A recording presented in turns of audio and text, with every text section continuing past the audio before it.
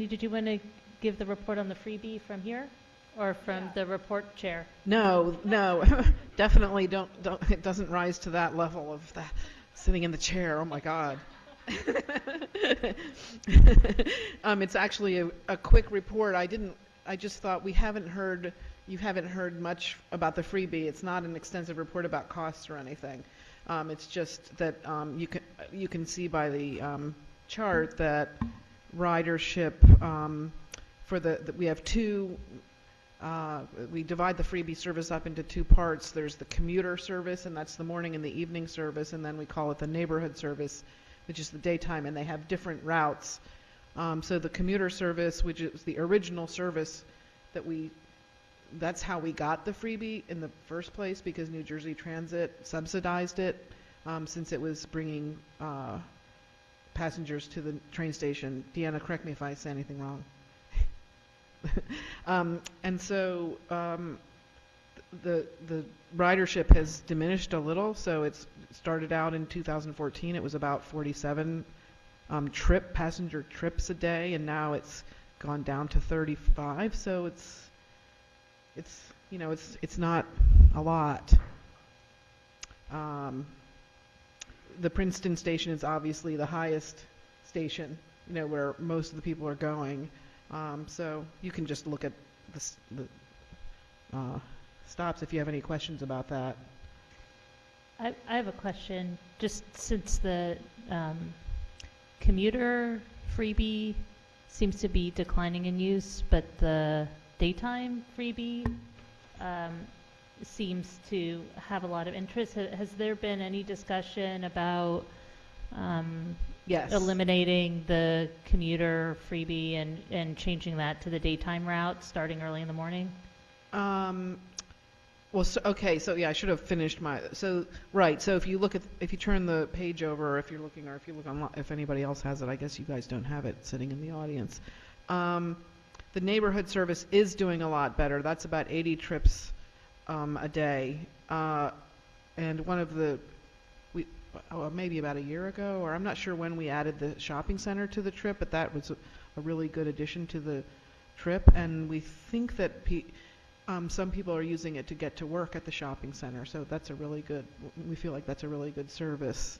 And so we have been talking about tweaking the schedule to turn the last of the morning schedule into the daytime schedule. And we're also thinking about ways that, to perhaps work with the merchants and have some kind of, encourage some of their workers, if we can find some kind of a parking spot, for them to be able to use the freebie to park somewhere more convenient than the downtown meters and drive in. That's something that one of the members of the Princeton, the Committee on Public Transit is working on. Mr. Miller? This is kind of off the topic that you're talking about, but does the decline in ridership to the station indicate a corresponding decline in the use of the dinky? It could very well. There has been a precipitous decline in use in the dinky ridership. I mean, that's probably because of, there are probably two reasons for that. One is there's new parking at the Princeton Junction station. So we think that's taken away ridership. And then just the construction and the new location right now, it's not easy to get there still, by foot, right, still. So I think maybe more people are driving to the station, and we're hoping that dinky ridership will increase again when the construction's over and all the confusion of that area is cleared up, and there's a new walkway. There's going to be a walkway from University Place to the station, which will be a more convenient way to get there for pedestrians. Our MOU with the university calls for promotion of the usage of the dinky. And I would think that you could interpret that to be promotion of the usage of the freebie to get the dinky. And I'm wondering if we shouldn't get a little bit more active about that. Well, it's funny that you say that. I could have, because the Transit Advisory Committee also just appointed a subcommittee to work on that, because you're right, the MOU calls for a promotion plan, but it doesn't have a way to fund it. And so the committee is looking at maybe going to the Transportation Trust Fund for some help with that promotion plan, because the MOU just, I think it calls for the university and the town and New Jersey Transit to work together on a promotion plan. So that it just has never gotten off the ground because Well, one of the problems is that New Jersey Transit wasn't a signatory to the agreement. that's right. So New Jersey Transit hasn't been particularly willing to subsidize ridership any more than it already has by engaging in any kind of promotions. When you say that ridership is down, we're only 1 month into 2017, so that decline, right, represents just 1 month. So it could be a bit of an aberration. What it has been is steady. I guess it declined in 2016, but on the commuter freebie. Oh, I see what you're And saying. likewise, you know, the bump in the other regular freebie is also just a That's- month in yes. 17. So That's right. it's hard to That's draw a right. conclusion about this year. I think it would be premature. I mean, I think we have to acknowledge that it's not very high, but it is providing transportation for people who don't have it. If you look at this, if you look at the stops, you know, at Reading Circle, Elm Court, Princeton Community Village, and Spruce Circle are all, you know, subsidized housing that. Yeah, it's serving an underserved Yeah, so I think population it's a that good- really and needs we- it. But, you know, at some point, we would have to ask whether this is the most efficient way to do that, particularly for this, you know, if we could run a smaller vehicle or let everybody take an Uber. Now that it's legal. I think Yeah. that's coming further in reports. I also wanted to mention, just so council knows, that one of the projects being funded out of the Transit Trust Fund is a Go Princeton campaign, which is helping to advertise the availability of transit options and also how they connect to one another. And so part of that is going to be letting folks know how you can take the freebie to the Tiger Transit to get you all different sorts of places that could potentially be useful for people. And Right. I think that's one of the big transportation resources in town, that everybody could still do a better job at advertising that Tiger Transit's available to everybody for free. That's right. And it does run some routes that are useful to folks. You know, for example, it runs out to the hospital, and it's a free service. Right, and another improvement in the freebie service that the staff is working on is installing a transponder. We'll probably, the contract's probably coming to us very soon in the next couple meetings. A transponder that's installed so that the software that Tiger Transit, that you can install on your smartphone to see where the buses are for Tiger Transit, will also include the freebie.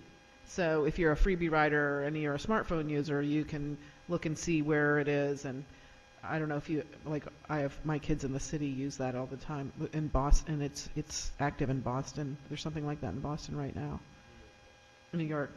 That's great. All right, are there any other questions from Scrumler? All right, thank you for bringing the stats to us. And then, is there a schedule for the code review committee? Well, I don't think we formally got one. We talked to Lisa about coming up with one. I emailed her today. She didn't get back to me. I thought, Yeah, sorry about that. That was a little bit of a mix-up. No, that's okay. So we'll it's put not it really on ready. for I- next I- agenda. I can tell you generally that we're in the pipeline. We're working on miscellaneous offenses, and I think Lisa's working with Chief Sutter and the prosecutor on that. We have sidewalks. She's working with Deanna on that. You know, that would include the snow removal ordinances. Traffic, we think, should be a relatively simple one. We've got littering, and we have high school parking also in the pipeline to harmonize those ordinances. And Deanna, help me out here. I'm trying to make eye contact with you. Those should move along. The ones in with which you're involved are kind of, we're getting close on those, right? The high school parking and the sidewalks were relatively close. Yep, I was Yeah, just so- reviewing the draft of the high school parking as we sit here, so. Multitasking, yeah. So we've met several times. We've got more meetings scheduled and plugging away. It's on the goals, and I think we're acutely aware that this is the 5th year of consolidation, and although I think you can go longer in the ordinances, we'd like to have that discipline to finish up. But we probably do need to have a discussion about how we are going to manage the land use ordinances and see if we can't move that process along. I think the ordinance committee has some thoughts about how that might be done less expensively than having the planning board attorney do it. Okay. And I want to see if there are any other reports, starting with Ms. Howard. Yes, just one. We know that immigration issues have been in the news a lot. Over this weekend, there was a lot of news about stepped-up ICE enforcement across.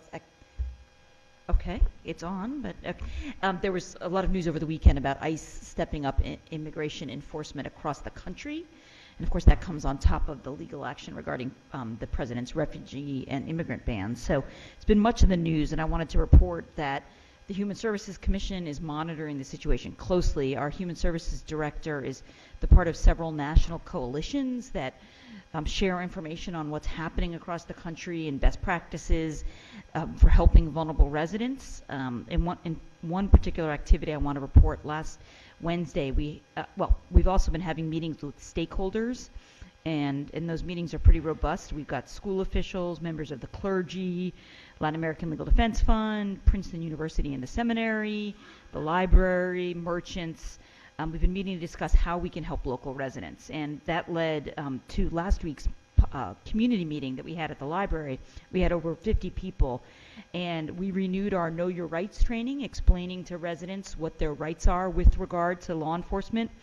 Officer Narvez was there, and he and I spoke and reaffirmed for the public the fact that our local law enforcement does not enforce federal immigration law. So I want to thank my colleagues for signing on to that strong statement that I was able to read part of, and I want to thank Mayor Limpert and Councilman Quinn for coming to the meeting. So we had a very good meeting last week. Then you should also know that Elisa Nera and staff and volunteers are working with local families on what we're calling safety planning, which is to help families prepare for potential ICE action and what that might mean, especially if there are members of the family who might not be subject to that ICE action, who might be citizens and so would be here even if family members are detained or deported.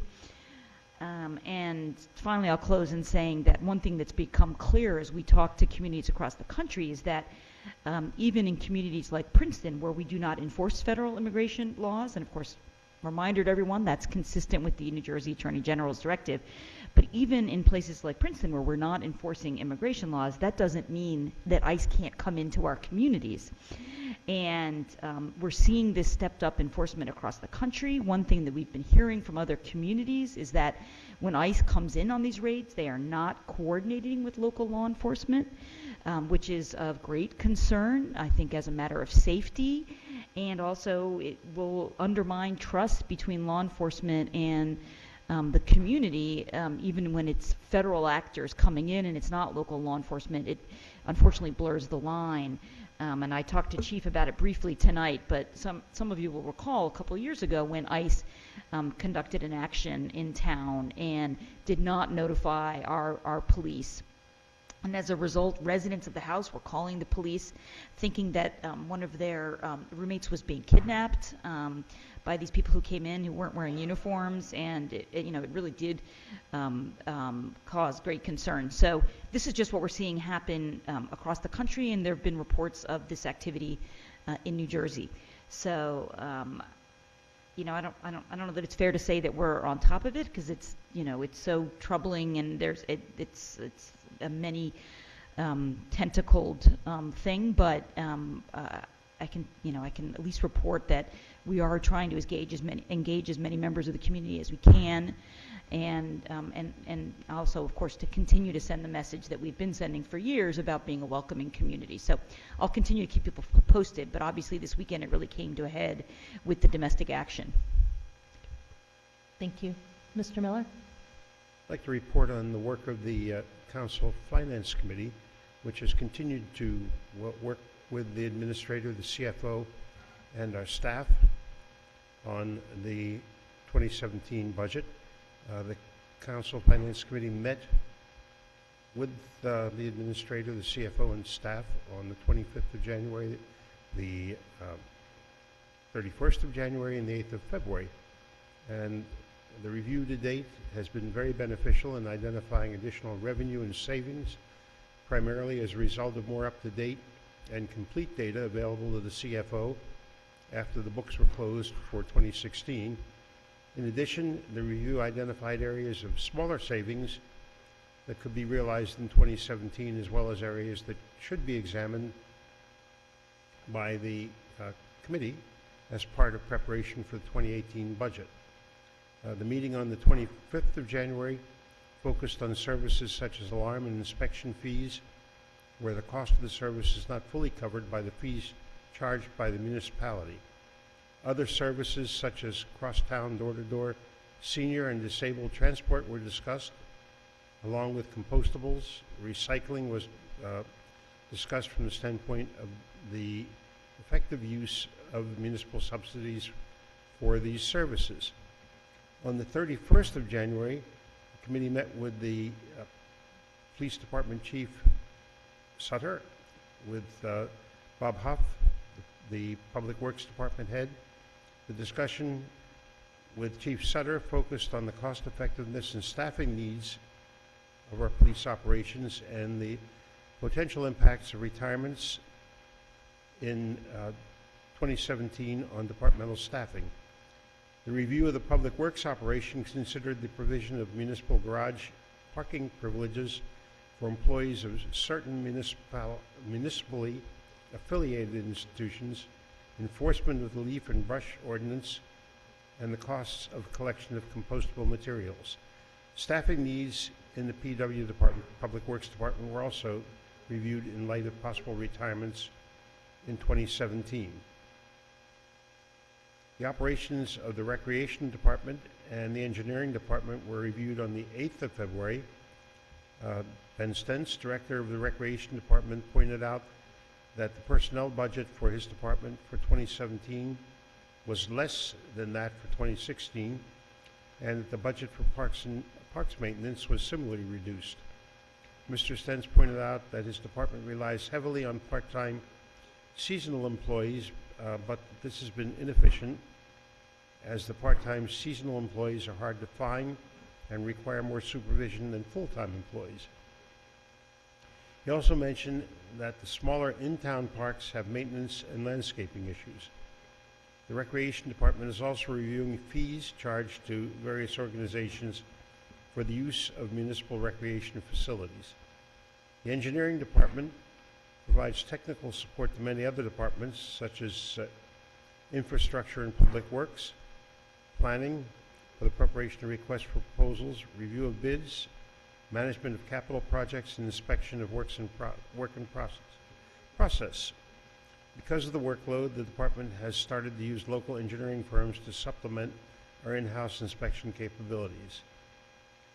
The administrator has pointed out that his schedule calls for the introduction of the 2017 budget not later than the last council meeting of this month, which is the 27th of February, and the need for council to complete its work in time to permit budget introduction at that meeting.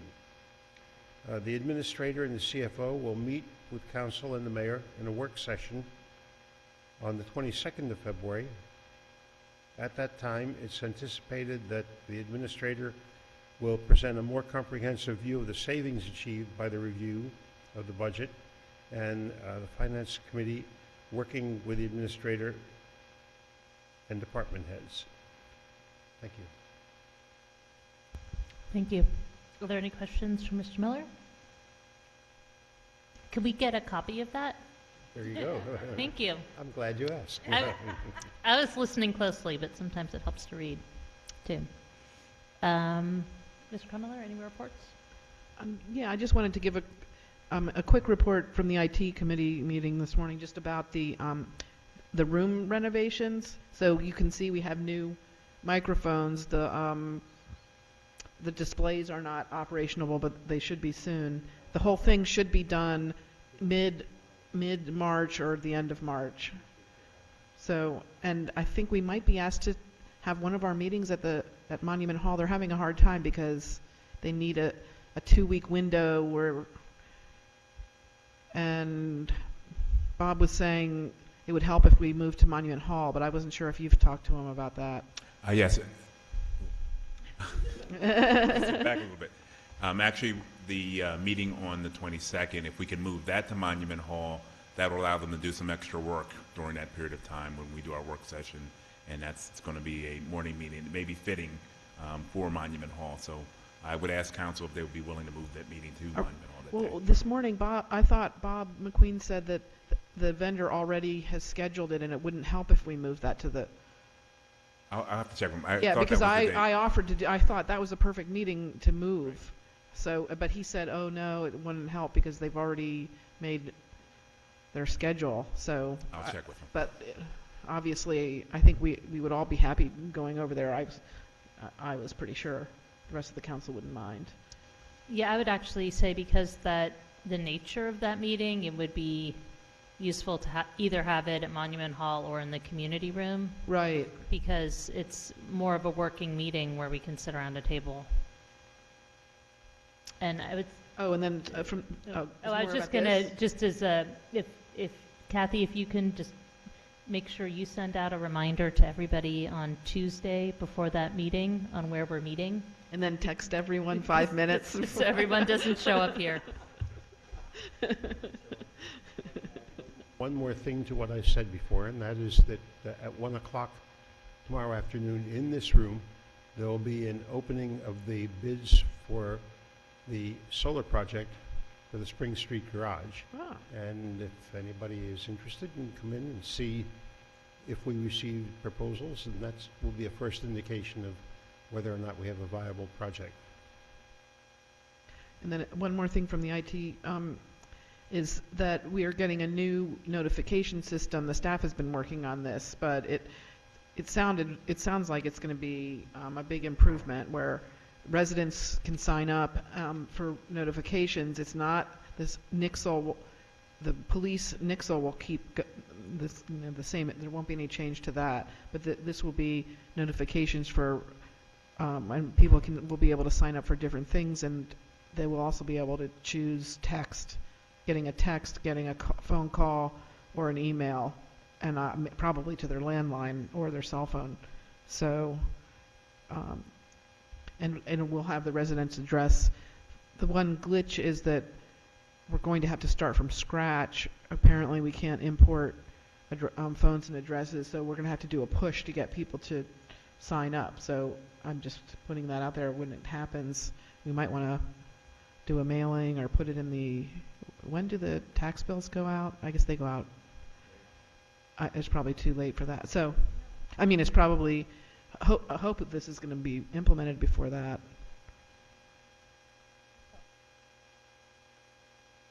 Thanks.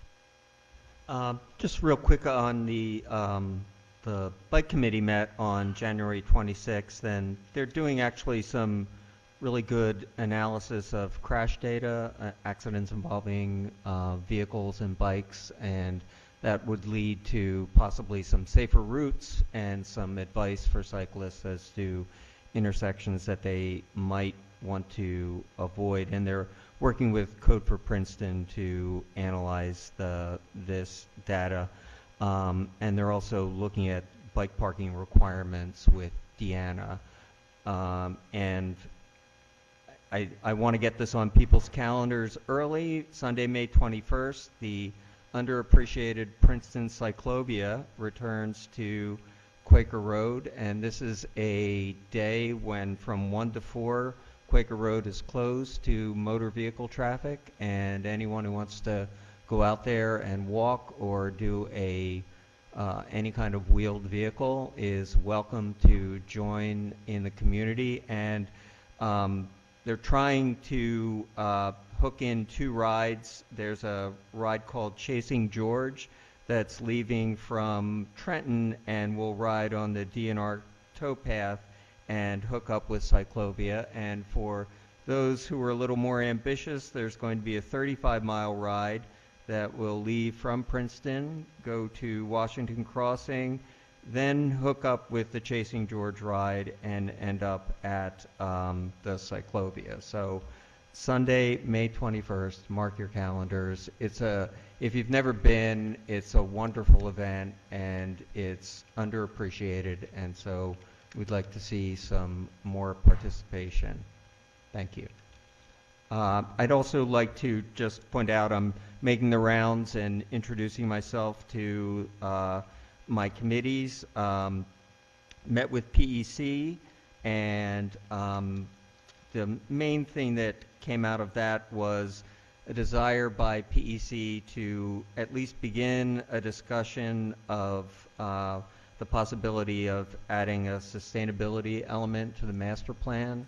And we're in discussion with the planning office about what the time frame would be and what that would look like. And they're also keen to look at some funding for consultants to help us with that effort. So that's all for now. Okay, thank you.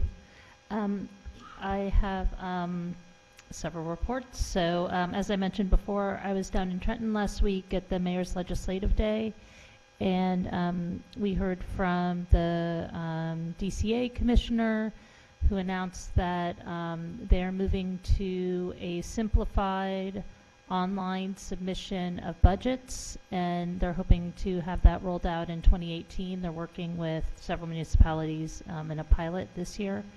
And that's supposed to make it easier. Right now, the finance officers have to do the budget in several different forms when they turn it in, and this will automate all of that. After they finish the online budget system, they're going to move on to online submissions to the local finance board, which also is supposed to help municipalities. So instead of having to make multiple copies, it's supposed to make that process easier. So those are all good signs. The assistant commissioner for the DOT spoke, and this is something I wanted to talk to council about. So everybody remembers there was a ballot initiative to increase the gas tax, which passed. That money funded the Transportation Trust Fund.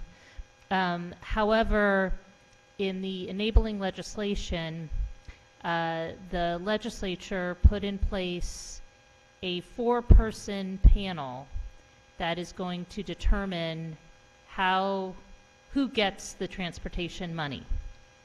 Normally, this would be something that the Department of Transportation would do, but now there's going to be a step after the Department of Transportation looks at things. It's going to go to this 4-person panel.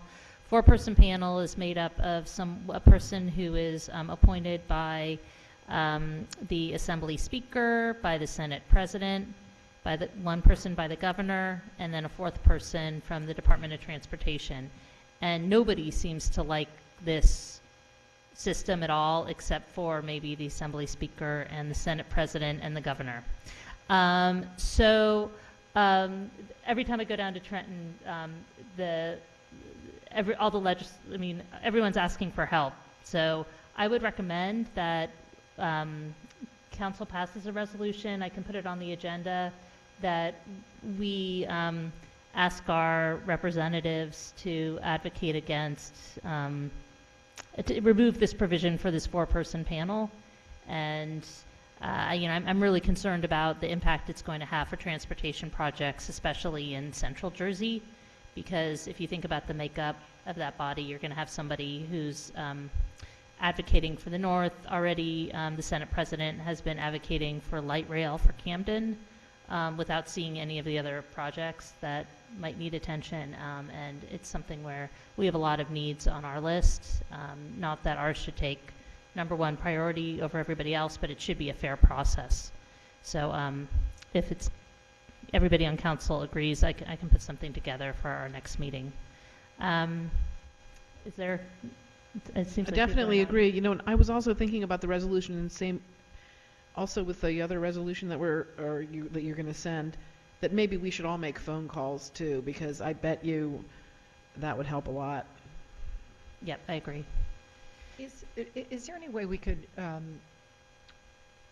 what was the argument in support of this? I mean, presumably there was something other than political patronage that made them have the four-person panel. I mean, I wonder if that seems to be one side of it, and, you know, it's easy to say, oh, sure, that sounds terrible, but what did they say in defense of it, I guess? Is there something you can read somewhere that, before we... If you can find an argument against it, everyone has been saying this was snuck in, and it's, I appreciate your innocent optimism about there being positive reason to stick it in there, but I'm open if there's a reason, but I can tell you the makeup of the panel now is, I'm concerned that it's going to have a detrimental impact on Princeton. In your meeting, was there any reference made to the fact that as of a couple of months ago at the Delaware Valley Planning Commission meeting in Hillsborough, it was mentioned that although the increased gas tax had been passed, the enabling legislation to move the money collected under the increase into the Transportation Trust Fund had not been passed. And net result was that the money that was going into the Transportation Trust Fund was at the old gas tax level, and there was some uncertainty about where the other money was going. I believe that this was the enabling legislation that established this four-person panel. I should also mention the four-person panel hasn't been appointed yet, so it does seem the opportune time to ask for its removal. All right, and then Ms. Krummeller and I attended a meeting with some of the advocates for earned sick pay, and they were interested in finding out council's plans for this year, and we reminded them that there had been this working group that was going to be looking at the two different proposals or the two different plans that were currently in New Jersey. And then we realized that we lost one of the members of that working group when Patrick Simon stepped off the council. So I guess I have two questions. The first is council still interested in reviving that group and having them look at New Brunswick and the other municipalities? And if so, it would be helpful to get a third volunteer. Well, why aren't we discussing it as part of the We can hold overall off too. goals? And That's fine. Because as I recall, it wasn't one of the ones that bubbled up. Can we just see where we are in terms of everything that's on our plate? That's fine, especially since we're about to talk about it. And then I just have one last report then, which is I just attended the HPC meeting right before this meeting, and Steve Hiltner was there with some other members of the Herrontown Woods, Friends of Herrontown Woods, thank you. And they are interested in obtaining the Veblen House from Mercer County and restoring it. And instead of having the HPC contact the county directly, I asked them to send whatever message they wanted to send to the county, to the council, so that we're all speaking with one voice. So I just wanted to give council the heads up that we're likely to receive some sort of memo from the HPC on the Veblen House, and then I think we probably want to have a discussion with the county about if there's a way to help to facilitate a transfer or not. And that is it for my report. So are there any staff reports?